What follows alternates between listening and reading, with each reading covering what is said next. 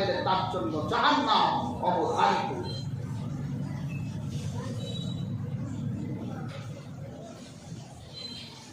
প্রিয় হাজরিন, মাদক এটা শয়তানের কাজ, আল্লাহ তাআলা বলেছেন।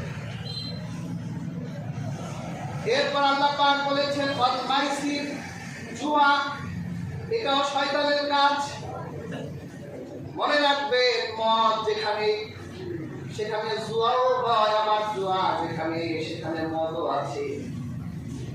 আল্লাহ রাসূল সাল্লাল্লাহু আলাইহি ওয়াসাল্লাম ইরশাদ করেছেন, যে ব্যক্তি জুয়ার আসরে অংশগ্রহণ করলো সে যেন শুয়োরের রক্তে হাত রঞ্জিত করলো।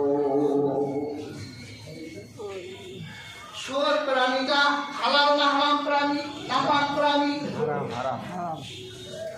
আল্লাহর হাবিব বলেছেন যে জুয়ার আসরে ঢুকলো সে যেন শুয়োরের রক্তে হাত রঞ্জিত করলো।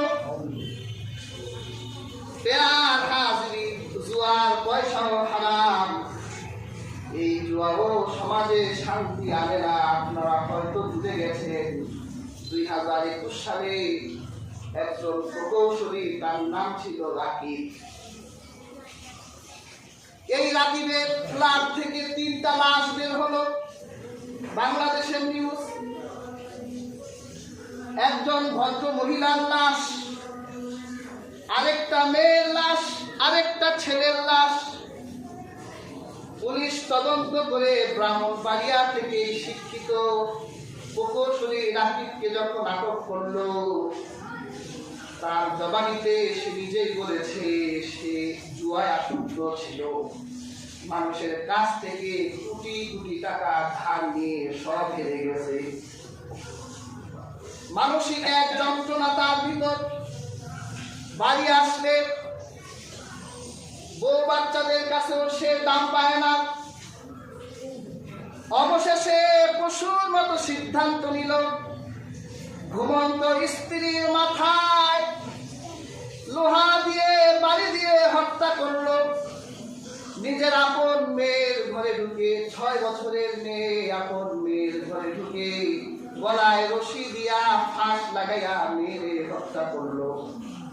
এরপর নিজের আপন ছেলের কাছে যখন গেল, তার নিজের জবানিতে তার ছেলেটা তখন জেগে গিয়েছিল। বাবাকে ডেকে বলল, আব্বা আপনি কি আমাকে মেরে ফেলবেন? তখন রাকিব প্রকৌশলী বলেছিল, হ্যাঁ বাবা, আমরা সবাই মরে যাব। এই পৃথিবীতে আমাদের বেঁচে থাকার কোনো অধিকার নাই। সে নিজে কান্না করে দিয়েছে যে আমার ছেলেটারও আমি মেরে ফেললাম। বাঁচার জন্য নোয়াখালী ব্রাহ্মণবাড়িয়া এলাকা দিয়ে পাগলের মতো ঘুরত। পুলিশ ধরছে। প্রিয় হাজরিন, দেখে একটা জুয়ার কারণে তার কোটি কোটি টাকা ঋণ হলো। নিজের পরিবার ধ্বংস হয়ে নিজে আত্মগতি দিতে চেয়েছে। জুয়া খুব খারাপ একটা শয়তানের কাজ। আজকে আমাদের সন্তানগুলো মোবাইল জুয়ায় আসক্ত। তারা 2 দিন পর পর বাবা মা থেকে টাকা দেয়, টাকা দিতে না চাইলে জোর করে দেয়, বিভিন্ন জায়গা থেকে ধার নেয়, আর মোবাইলে বসে বসে তারা জুয়া খেলে।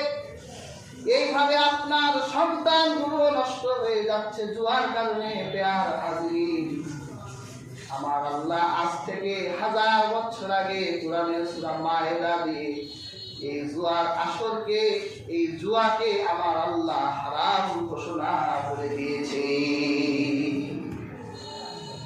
শুধু তাই নয়, আল্লাহর রাসূল হাদিসেও বলেছেন, যদি তোমাদের মনে জুয়ার নিয়ত আসে যে এখন জুয়া খেলবা, এই নিয়ত আসলে তোমরা সদকা করো। খেলা তো দূরের কথা, তোমার ভিতরে যদি জুয়া খেলার নিয়ম জন্মায় অথবা কাউকে একবার জুয়া খেলতে ডাকো, তাহলে তুমি সাথে সাথে সদকা করে দাও। হাজির জুয়া কাকে বলে? পৃথিবীতে যত খেলা আছে ওই খেলায় বাজি ধরলেই জুয়া। সেটা ক্রিকেট হোক, ফুটবল হোক, তাস হোক, তারপর ক্যারাম হোক, সেটা যেই খেলাই হোক, সেখানে বাজি থাকলেই সেটা জুয়া হয়ে যাবে। আর এই জুয়ার পয়সা হারাম। এই জুয়ার পয়সা আপনার বিবিরে খাওয়াইবে, আপনার বিবি হারামখোর হয়ে যায়। এই জন্য আপনার বিবি আপনার কথা শুনে না।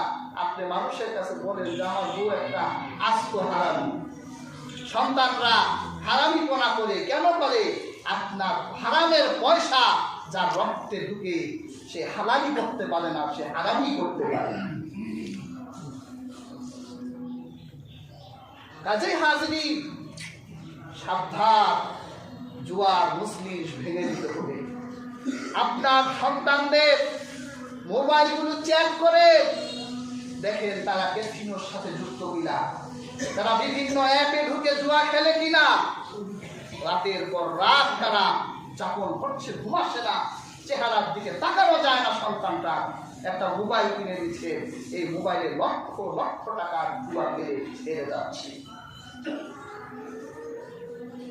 এটা শয়তানের কাজ। হাজরিন, আল্লাহ পাক কুরআন কারীমে বলেন ওয়াল আনসাব, আর তোমাদের মূর্তি যারা প্রতিমা পূজা করে, মূর্তির পূজা করে, এটাও শয়তানের কাজ। আমরা মুসলমানরা মূর্তির পূজা যদিও করি না, কিন্তু আমাদের ঘরে সুখে যে বিভিন্ন জায়গায় মূর্তি কিন্তু কম নাই। কত মূর্তি আমরা বানাইছি।